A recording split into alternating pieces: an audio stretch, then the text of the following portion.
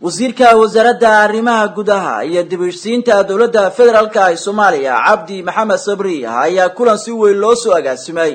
oo lagu qabtay degmada Guraceel ee gobolka Galgaduud wuxuu kula hadlay qaybaha kala duwan ee bulshada wuxuu uga warbixiyay tilaabooyinka ugu dambeeyay iyo dhacdooyinkii isxigay ee ka dhacay deegaanada dowlad goboleedka Soomaaliyeed ee Galmudug gaar ahaan magaalooyinka Dhuusamareeb iyo Guraceel waxa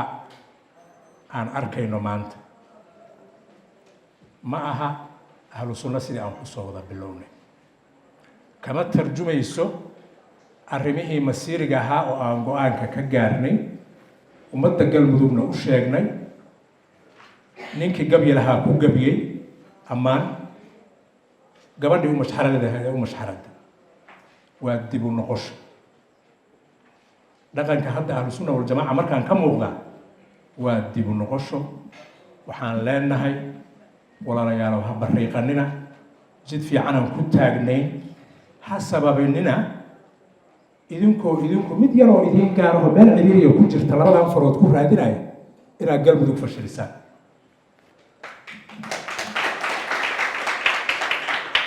fariinta aan idin wadayno xurkeedu intaas oo ahaa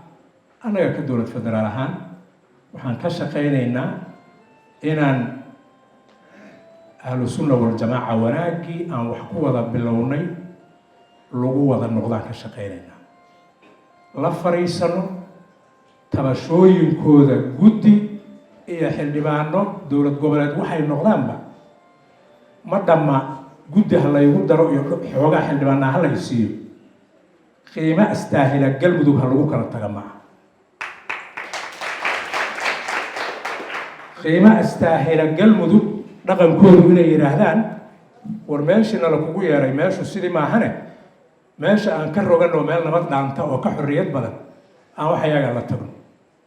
hadday gacanta ugu jirto qof leh koow labo hal ii yeero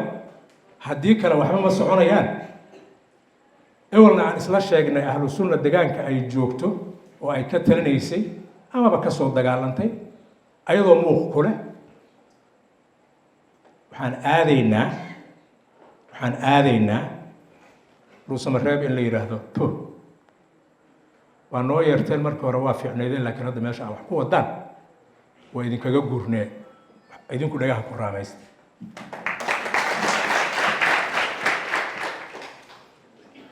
magaala madaxnimadii Dhuusamareeb waa ku dhaawac dadkii deegaanka degmada Dhuusamareeb waa ku dhaawac Galmudug waa ku dhaawac magaca culmanimada iyo dadka culmada hoggaanka laga rabo iyo sida la rabo ummadooda inay runta iyo xaqiiqada ugu dhaweeyaan hal midoo kamid ah ma anfacdo laakiin xiriirka bini'aadanka waxaa la yiraahdaa waa kateenada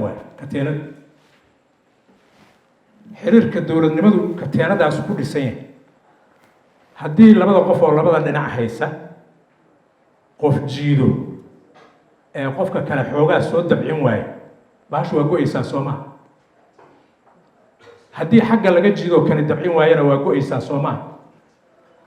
war dabcinay ahlu sunna wal jamaa iyo culimadu Ilaahay inta ka baqdaan katiinada ha geejinina haddaadnaan rabin inay go'do magaalooyinka Matabaan Guraceel iyo Dhuusamareeb oo ka kala tirsan gobolada Hiiraan iyo Galgaduud kana kala tirsan maamulada Galmudug iyo Hirshabelle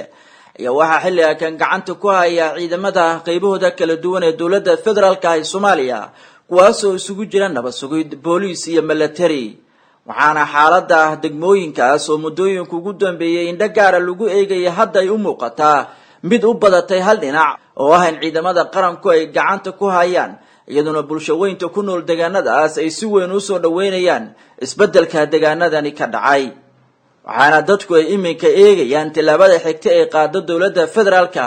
gaar ahaan wasaaradda arrimaha gudaha oo muddooyinka ugu dambeeyay deegaanada Galmudug ka waday qorshe lagu dhisayo maamul adag oo loo dhan yahay Cabdi Jamaal Macalin Axmed Kalsan TV Dhuusamareeb